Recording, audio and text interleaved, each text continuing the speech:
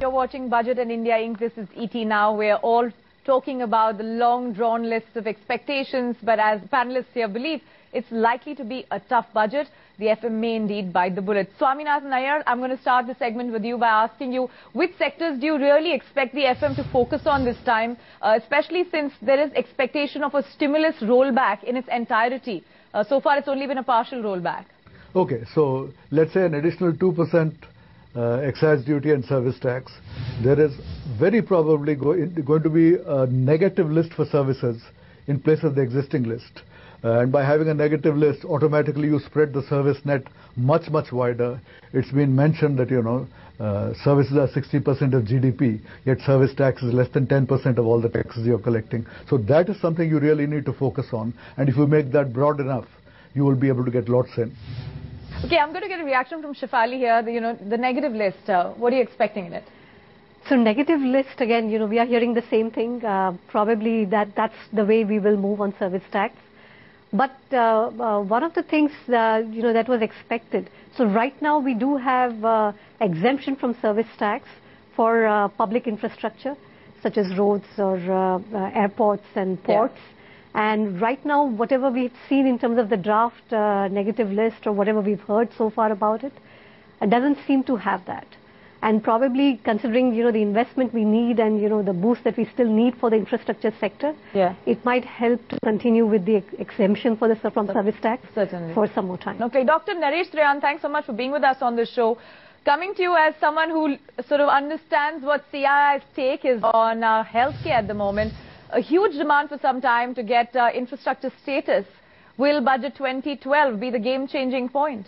Well, we hope so, because in the last budget also the FM had announced that he was granting infrastructure status to healthcare, but the details were to be announced. They haven't been announced through the year yet. So we requested again that it should be done, because it is actually not detrimental in any way for the revenue collection of the government, because the more capacity we create with little help from the government in infrastructure status, it creates a huge number of tax-paying employees. So I think healthcare is one of those sectors where for every bed created, there are 5 to 7 jobs created, and 90% of them are taxpayers from day one.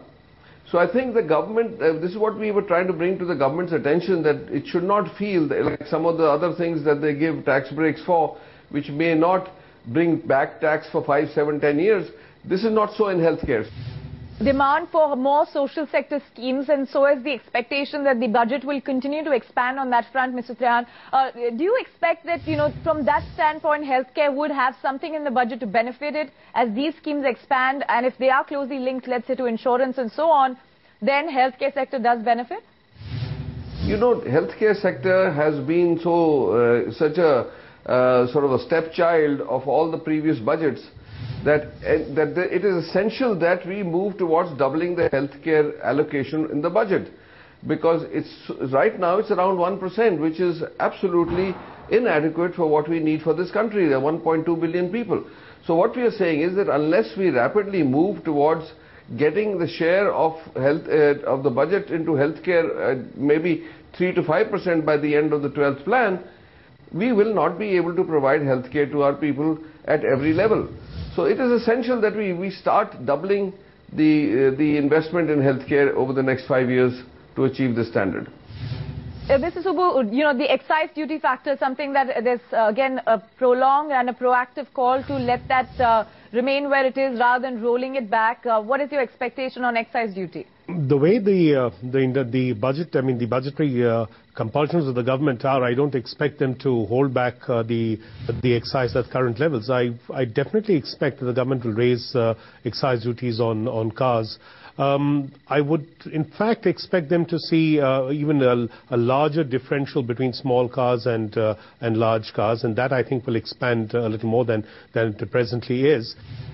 Okay, let's pick up the cement sector outside of auto now. Ashish Guha, cement again has been talking about why the government wants to clamp down on the increase in prices per bag and so on. Are you specifically expecting the FM to quite ignore the sector? Maybe that's how you'll be happy, or do you really sort of want some attention in this budget? I don't know, hope, but I pray. We have got a differential VAT rate from steel. Steel pays a VAT of 4%, we pay a VAT of 12%. I think this should be equalized, normalized, because both of us are ultimately supplying to infrastructure projects, and steel is considered a favored sector, and I wonder why cement is not. Next is, we pay about 55 to 60% of our revenues in taxes, and that has got to reduce some way or the other, and the government has to find some measures. Just talking about, getting prices down in cement is not the only way to increase a populist wave. There are other ways, and you have to take into consideration that this is a key raw material for any infrastructure growth. Then uniformity of excise rate. We have some crazy, some ad valorem, some percentage based. So it's really a complicated tax structure that needs to be simplified.